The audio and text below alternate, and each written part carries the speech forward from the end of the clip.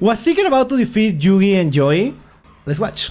Yugi and Joey versus Seeker. Seeker not only has Exodia the Forbidden One in their deck, but a full playset of 15 counterfeit Exodia cards. Counterfeit? What does that mean? Does that mean fake?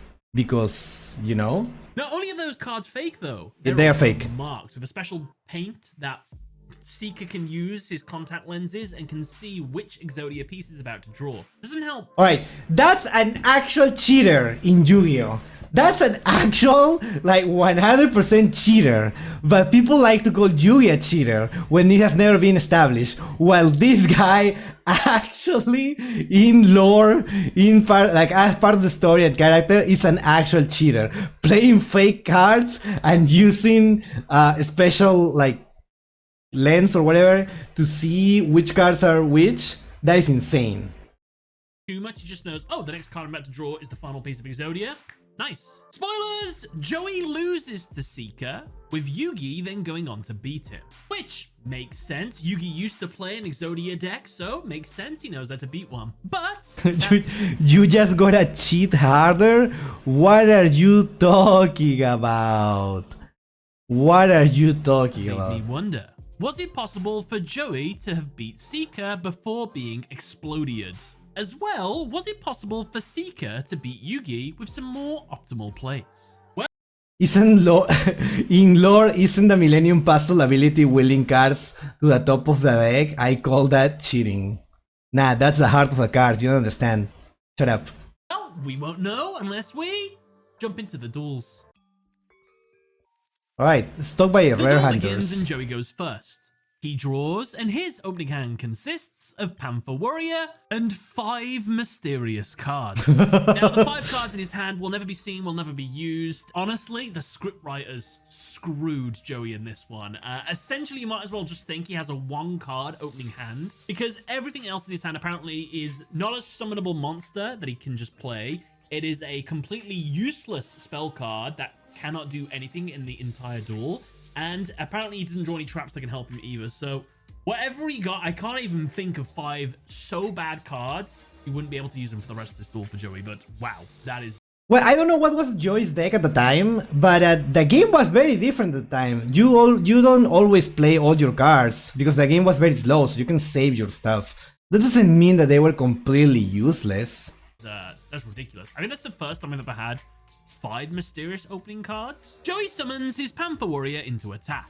Due to its effect, it can't attack unless it tributes a monster first. With no more plays, Joey ends his turn. Now, I'll just quickly mention, this duel and Seeker's duel against Yugi are the first times that Yugi and Joey are using the new Battle City rules, which has a lot of new rules involved, so they're learning as they go kind of thing, but it always helps if they read the manual first. It's Seeker's turn, and he draws.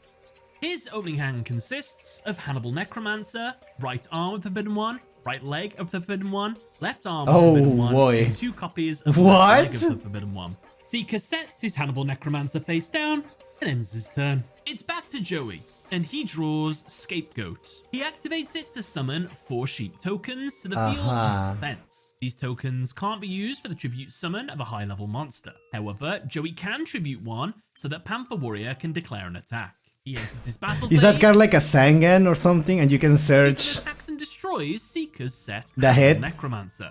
With no more plays, Joey ends his turn. To quickly address the elephant in the room here, yes, Joey activated a spell card into a monster zone, and yes, Joey's dual dister in this turn did not have any spell and trap zones. Why is this? Well, I talk about it in detail in this video right here. But why is so bad? Real reason why Yu-Gi-Oh characters throw duels? We're watching that later. Manga, where the anime has different rules and different hardware. Like the dual disc doesn't have spell and trap zones in the manga, and then they kind of forgot. This is like the first ever Battle City duel, so I think they were just unsure what to adapt fully. But Seeker has spell and trap zones, so it was just a mistake. It's Seeker's turn, and he draws Graceful Charity. He activates it to draw 3 cards, but he must then discard 2. He draws and gets 3-headed Guido, left arm of the Forbidden One, and right arm of the Forbidden One. He adds all 3 to his hand and sends the extra copies of left and right arm already in his hand. Oh, right, he has more copies of the same. That's illegal. Now, due to the rules of Battle City, what he sent to the graveyard is not public knowledge, and what is in his graveyard is also not public knowledge. All that means is Joey didn't know that Exodia was sent to the graveyard, and he has no way of knowing that unless it is somehow revealed. So, fun fact about the Battle City rules. Interesting. Seeker ends his turn by setting his three-headed Guido face down. It's Joey's turn, and he draws Alligator's Sword. He summons it into attack. Joey tributes another of the sheep tokens so Pampa Warrior can attack. He attacks and destroys three-headed Guido. Alligator's Sword then attacks Seeker directly. Seeker takes the first damage of the duel. Joey ends his turn. We'll come back to this turn. It was a pivotal moment, and unfortunately Joey misplayed kind of here. We'll talk about it in a minute. It's Seeker's turn, and he draws another copy of Graceful Charity. What is this he guy, draws and dude? gets Death Hand, left leg of the Forbidden One, and right leg. This is of the insane. Forbidden One. He adds all three to his hand and then sends the extra copies of left leg and right leg already in his hand to the grave. I wonder this guy, every time he draws card, he's like, so no head? Oh my god, and then he breaks the dual disc. Just have 4 arms and legs, and more arms, and more legs, and 7 heads. How do you not know what cards he has? How do we know what cards he has? I'm sure in like we're like the video is not showing every single shot of the anime, right? So I can't blame Joy for that logic to beat over a high defense monster. Yeah, wow. It's pretty common back then to use your highest attack monster to hit the face down. Ah, okay, I get what you mean. I get what you mean. Seeker sets his Death Hand face down and ends his turn. It's Joey's turn. He And the probably has 3 penultimate pot of grid, turn definitely. the duel. He draws and gets Red Eyes Black Dragon. Joey, having learned that high-level monsters need tributes in the new Battle City rules, decides to test it out by summoning his Red Eyes Black Dragon. In a duel. Unaware of exactly In how an many official monsters duel. need to be tributed for its summon. As he summons it, both his Alligator Sword and Pampa Warrior are tributed for its summon. He now I think knows that's worth Red Eyes it. Black Dragon, a level 7 monster, requires 2 tributes. Joey orders Red Eyes Black Dragon to attack Seeker's set monster. Death Hand is destroyed. Joey...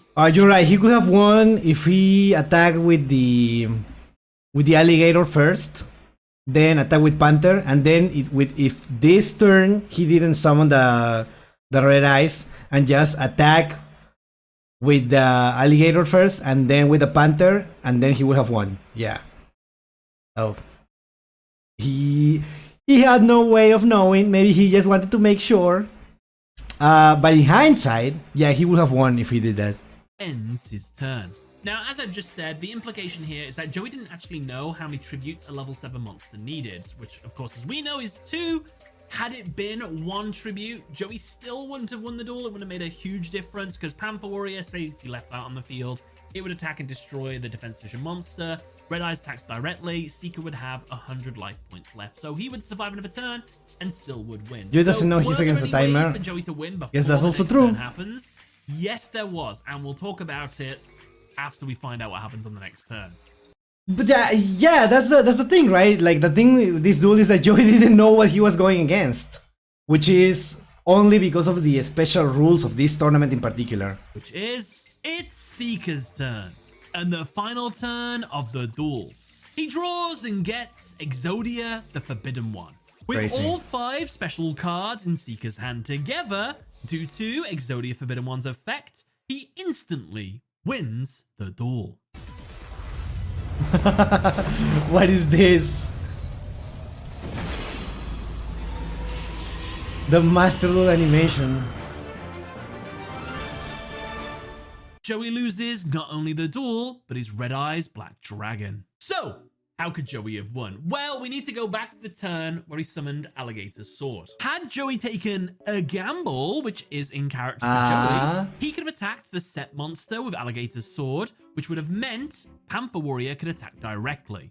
That's 2,000 damage. That's 2,000 to damage, Seeker. exactly. Joey's next turn, don't summon Red Eyes Black Dragon, because you got 2 monsters on the field. Just enter your battle phase, attack the set monster with Alligator's Sword again, and attack directly for game with Panther Warrior. That is GG before Seeker can get all 5 copies of Exodia. Yeah, that's okay. That makes perfect sense. Thank you, chat, for letting me know. That makes perfect sense. You would think that Duel Days could recognize a fake card, to be honest. I guess, right? And even if you could make fake cards because they are recognized, but the thing, how did this guy like copy the Exodia? From what? Where did it come from? But the question then becomes, did you need hindsight to make this play? Yes. Yes. I think you did. Completely plausible that somebody could do this play since 2000 attack directly twice is game, so makes sense. The first monster Joey attacked that was face down was 1800 defense. So by that logic, it makes sense for Joey to think he's got more high defense monsters. He drew the cards. So I should attack my 2000 attack point monster instead of my 1500 attack, whatever it is. I don't think that's a 50-50. I think it's a little lower percentage. I think hindsight was involved, so I'm not going to give Joey a misplay, but he could have won this duel. Right then, let's give Yugi a turn. Alright. How does Yugi counter The duel Exodia? begins and Yugi goes first. He draws and his opening hand consists of Beta the Magnet Warrior, Baphomet, Polymerization, Light of Intervention, Time Seal, and a mysterious card. But yeah, just so you know, for the people who are watching this on YouTube, right, the reaction, I obviously watched this like a few times at least, probably like 3 or 4 times. It's just like it's been like 15 years. It's been a 15 years since, no, probably more than 15. It's probably been like 20 years at this point since I watched Battle City. I only watched it when I was like in, I want to say high school. No, probably, wait. I actually don't remember. Probably not even high school. So it's been it's been a long time. So that's why I act surprised at some stuff. It's not like I'm faking the reaction. I actually do not remember.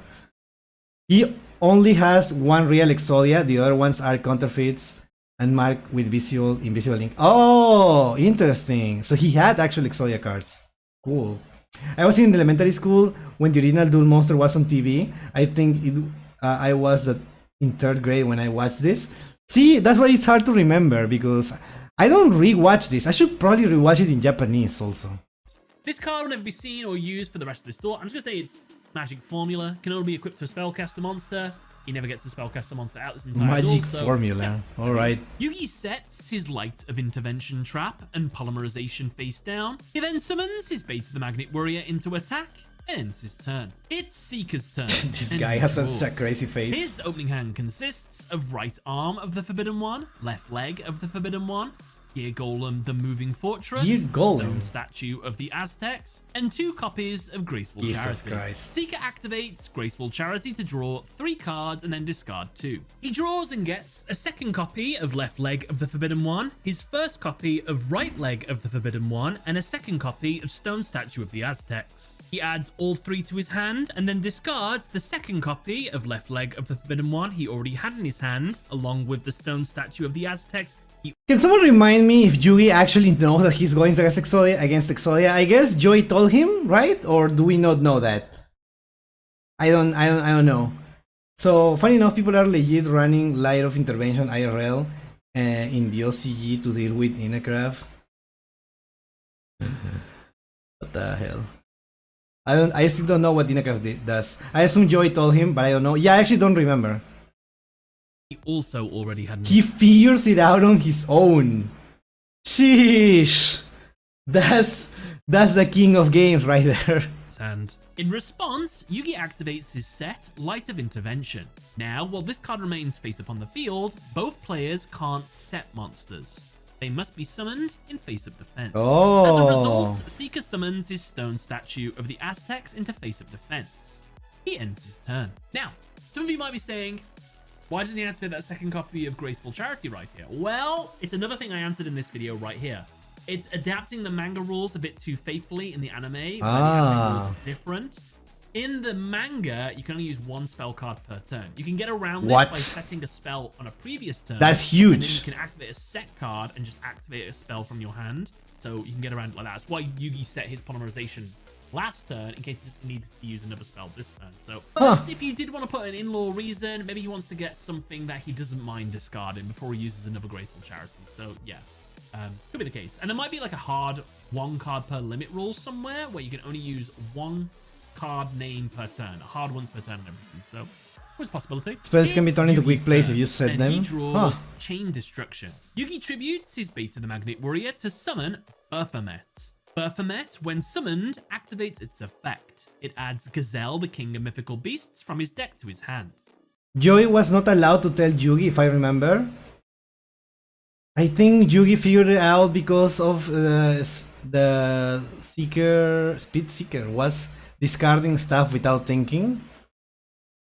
Interesting. Joey was not allowed. Joey couldn't tell Yugi because Seeker told Joey that if he told Yugi his strategy, he will rip up his red eyes.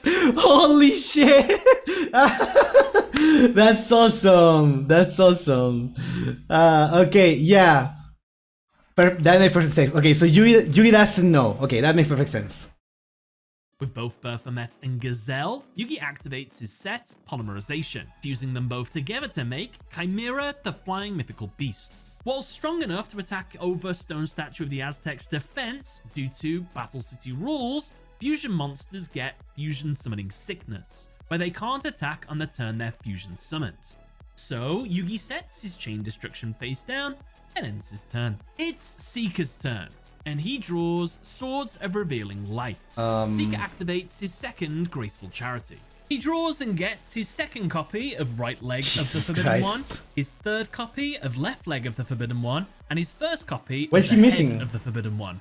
He adds all 3 to his hand, and then sends the extra right and left legs already in his hand. To update you all what Seeker's hand looks like at the moment, Seeker's hand currently consists of right arm of the Forbidden One, right leg of the Forbidden One, left leg of the Forbidden One, Exodia the Forbidden One, Gear Golem the Moving Fortress, and Swords of Revealing Light. That's awesome. It is here that Seeker reveals to us, the audience, that he has marked his cards and can see that the next card he will draw is the final piece he needs. Left arm. Oh, he knows. Confident in winning on his next turn, Seeker summons his Gear Golem the Moving Fortress into defense and ends his turn. Now, fun fact, if Seeker would have activated his Swords of Revealing Light here, he would have won. But those are not the rules. Later, he would have had more monsters on the field, essentially. So when Yugi pushes for game, he can't win. And it also depends on him not summoning an Exodia piece later as well. If he does these 2 things, he wins. I'll talk about it when we get to it. It's not impossible for Seeker to have done this. He should have set his Swords of Revealing Light on the previous turn. If you want to obey the, you can use 1 spell per turn in some of these. Oh, okay, the order matters. Continuity duels and things. I think he just thought he could keep trading 1 for 1, but obviously Yugi's gonna put more monsters on the board at some point, so oh well. It's Yugi's turn, and he draws Summon Skull. Having figured out that Seeker was playing an Exodia deck, just based on the way he was dueling defensively and rummaging through his deck, he just did it for the vibes. It was just the vibes. He's just that good. He's that guy. Seeker is wearing special contact lenses that lets him see his invisible ink and marked cards. Yeah, exactly. We saw that. Also, if I remember, Seeker just picked up the original Exodia because Yugi threw it away on a river. Yugi? No. Didn't like Weevil throw them to the sea? Or did something else happen after that? Interesting. He sets his Time Seal trap face down. He then enters his battle phase and orders Chimera to attack and destroy Stone Statue of the Aztecs. Yugi ends his turn. It's Seeker's turn. Just before he enters the draw phase, before the draw phase, piece of Exodia, Yugi activates his set Time Seal. This card skips the opponent's draw phase of their next turn. So Seeker is unable to draw the last piece of Exodia here. Seeker, with no other plays and hoping to win. That card is made up. There is no way. Ends his turn. 2 things during this turn. 1, Time Seal was used illegally. And I know what you're thinking. You can't activate traps before the draw phase, but we're going to let that one slide. It seems like an anime thing, but yeah, I guess you can kind of do that in the anime. But my problem is the wording of Time Seal. Time Seal lets you skip the draw phase of your next turn. Turn. The next turn. This was activated on this turn. So that means the next draw phase would be skipped, not this turn's draw phase. So Yeah, you kind of used that card wrong. You would Yugi cheated? Yugi cheated? I didn't see that in the other video about every time that Yugi cheats. Actually, I don't remember if it happened. that card was banned at one point, if I'm not wrong. Oh, interesting. It was banned. So this has been a card for years actually. I never seen it. Cool. God. God, it's only cheating if you get caught. Yugi Battle City probably. Oh boy. have to have used it on the previous turn to have this effect, so that's not good. That's shenanigans, Yugi. Yeah, shenanigans. Also, number 2, Seeker should have used his Swords Revealing Light this turn, because on the next turn he'll be able to save his monster, but he's not going to be able to save it now. So yeah, this was a second opportunity to use swords and he didn't take it, unfortunately. So let's see if it costs him. Wait, when is the sword's gonna use? Light Force Sword. He activates it. Yeah, I know it's a trap in the footage I'm showing you here, but it's actually a quick play spell. It's just an error. I'm sure there's some footage out there of it actually being a spell, but for some reason it's just a trap here. I don't know why, but it is a quick play spell. This is absolutely fine. Yugi cheated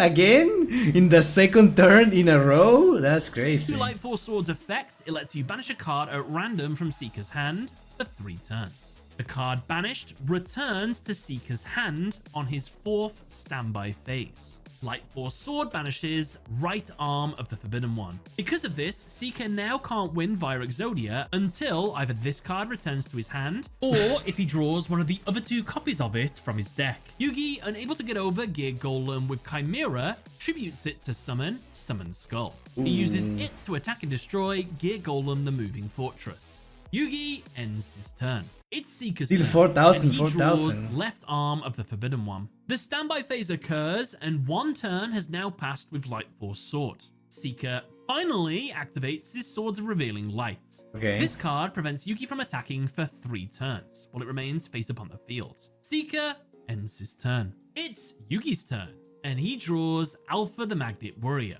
Unable to attack, Yugi ends his turn. As he What am I reading? Thing is, we even see Yugi actually pull Light Force Sword with his date with Thea. and that also show it as a trap card. Date with Thea, that's crazy. That's a crazy thing to say. I know you're right, but it still feels weird. does, 2 turns remain with Swords Revealing Light being on the field. It's Seeker's turn, and he draws a second copy of Exodia the Forbidden One head. The standby phase occurs. Now, 2 turns have passed with Light Force Sword. Unable to do anything, Seeker ends his turn. It's Yugi's turn, and he draws Dust Tornado. He sets it face down. He then summons his Alpha the Magnet Warrior into attack, and ends his turn. 1 turn remains for Yugi with Swords Revealing Light. It's Seeker's turn, and the penultimate turn of the duel. He draws and gets a 3rd copy of Right Leg of the Forbidden One. The standby phase occurs. 3 turns have now passed with Light Force Sword. The final Exodia piece will be returned to Seeker's hand on his next turn. Let's have a Seeker hand update, shall we? His current hand should consist, because I've been keeping track, of 6 cards. Oh my 2 god. heads of Exodia, 1 left leg of Exodia, 2 right legs of Exodia, and 1 left arm of Exodia. However, somehow there is a 7th card in his hand. Giant Soldier of Stone, which is confirmed because we see it on the next turn in his hand. Oh, okay. How did this card get into his hand? I have no idea. No, it's okay. It's okay, Chad. He also cheated, so it's fine. He shouldn't have this in his hand. This card has made this video an absolute nightmare, because I was trying to figure out how this card got into his hand. I thought I made a mistake, but no, it's the animators added a card in his hand. It's not me. It's the animators. This card shouldn't be in his hand explains the misplay he's about to do, because Giant Soldier of Stone technically isn't in his hand, but it is in his hand. We can see it right here. So I'll just carry on with the video, but huge misplay to the animators here. Let's carry on. Now, Seeker makes a pretty big misplay here. He decides to summon his Exodia the Forbidden One. I don't remember this looking like this. He just summoned the head. That is so silly. That is so silly. Oh my god. This is why you don't play all pieces at 3. Head into defense. His logic for summoning the Exodia head here is, oh, I've already got a copy of it in my hand. I can just use it as defense. It'll block one of Yugi's attacks, and I should be fine. on whatever attacks me next. Plus, he can't attack on the next turn anyway because the Swords Revealing Light. I'm sound as a pound. What could go wrong? Well, everything's going to go wrong because of this decision. And all Seeker had to do to not make this mistake was just summon that giant Soldier of Stone into defense. Yeah, he has more He defense. has a 2500 attack point monster. Put a 2k monster on the board so he has to attack it with his biggest monsters. That will keep you absolutely super duper safe. Plus, it won't lead you into what is about to happen next, which is probably the real reason why he summoned Exodia to the field. Yugi, in response to Seeker summoning Exodia the Forbidden One, activates his Chain Destruction Trap. This card destroys every copy of a monster summoned to the field with 2000 or less attack points in the hand or deck. The second copy of Head of Exodia is destroyed. That's so awesome, dude. Along with the final copy in his deck. This now makes Seeker incapable of completing Exodia. Yugi follows The up this win play by condition is activating gone. his set Dust Tornado to destroy Swords of Revealing Light. Chain so he can Destruction attack on on his next Yummy turn. cards. Seeker reluctantly ends his turn. So the question becomes, would the duel have changed if Seeker would have summoned his Giant Soldier of Stone into defense I here? think yes, right? No, he still would have No? lost on the next turn. Yugi just Monster Reborns his Chimera and attacks with all three of his monsters for game. In fact, now that I've said that, when you think about it, Yugi didn't need to do the Chain Destruction play. Exodia is now a non-threat. He just wins through damage. It doesn't actually matter about Exodia because Yugi will win before Exodia becomes an issue. It was just an overkill. overkill. I guess it's like super punishing for the opponent though, so I guess that's why he did it. But technically, yeah, Yugi overkilled here. He shut down both his wings. But I do want to just quickly reiterate, Seeker could have won. Had he played Swords of Revealing Light on the turn I said he should have, he would have had 3 2k monsters on the board right now. He wouldn't need to summon Exodia into defense, meaning Chain Destruction couldn't be used on it. Next turn, he gets back his final Exodia piece and then automatically wins the duel. Seeker, you could have won this duel by simply building up your defense. Misplay to you. It's Yugi's turn and the final turn of the duel. He draws and gets Monster Reborn. He activates it to bring back his Chimera the Flying Mythical Beast. And now, some wacky stuff happens. Yugi uses his Chimera to attack and destroy the defense Exodia the Forbidden One. It is destroyed. He then uses Summon Skull and Alpha the Magnet Warrior to attack Seeker directly. Combined, they have a total attack of 3900, meaning Seeker will have 100 life points left, so Yugi will have to attack on the next turn to win. Right? No. The super secret, completely made up effect of his vanilla Summon Skull activates here. Its effect imbues Alpha the Magnet Warrior with an additional 200 attack, since it attacked alongside it. Excuse which I me? can imagine is like a magnet, and electricity powers up magnets, right? So it just gives it 200 points. Why not? Yeah, bitch! Magnets! Oh! I wasn't expecting a Breaking Bad reference there. That took me out. What's weird about this random bit of shenanigans that never happens again, by the way, is Yugi could have won anyway without this weird effect being tacked on. Just attack the Exodia piece. Attack with the magnet Warrior, first. it's got like 1000 defense points. Destroy that. And then just use Summon Skull and Chimera to attack directly for just easily game. Why they threw this in there, I'll have no idea. But anyway, Yugi... Because it looks awesome, right? It's so cool and so awesome. that's why I cannot think of any other reason. He takes back Joey's Red Eyes Black Dragon and then tears up Seeker's counterfeit deck. However, fun fact, in the dub, Yugi accidentally takes Giant Soldier of Stone out of Seeker's deck instead of Red Eyes Black Dragon, and then tears up Seeker's deck, meaning he accidentally tears up Red Eyes Black Dragon.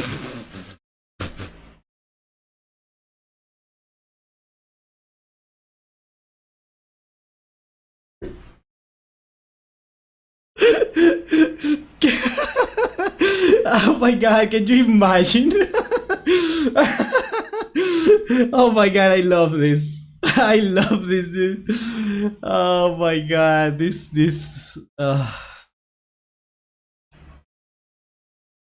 Say goodbyes to Red Eyes.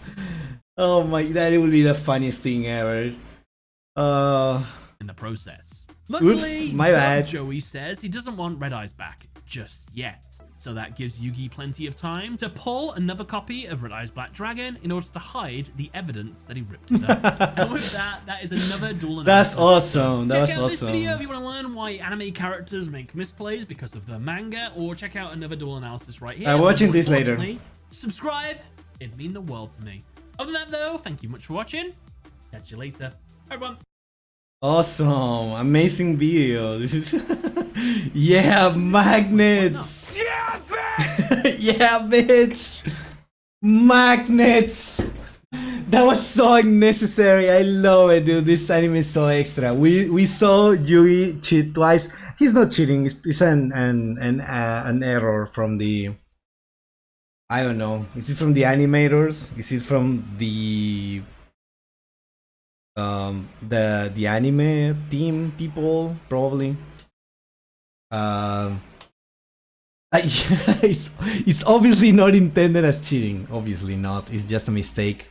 From the team, from the animation team or whatever. Oh, sorry, Joy. Here, let me use my Egyptian magic to fix it. There, perfect. Magnetic lightning. Now we just need a card referencing that from the anime. I would love that. I would love that. It's so stupid. We need it. Honestly, that's me when I draw red eyes while running a dragoon package. Yugi's ankle works at Riot, so they can just rebalance it. Yeah. That's how it works. What an awesome video, as always, dude. TGS anime, amazing videos. All right, thank you so much, everyone. That was amazing. So yeah.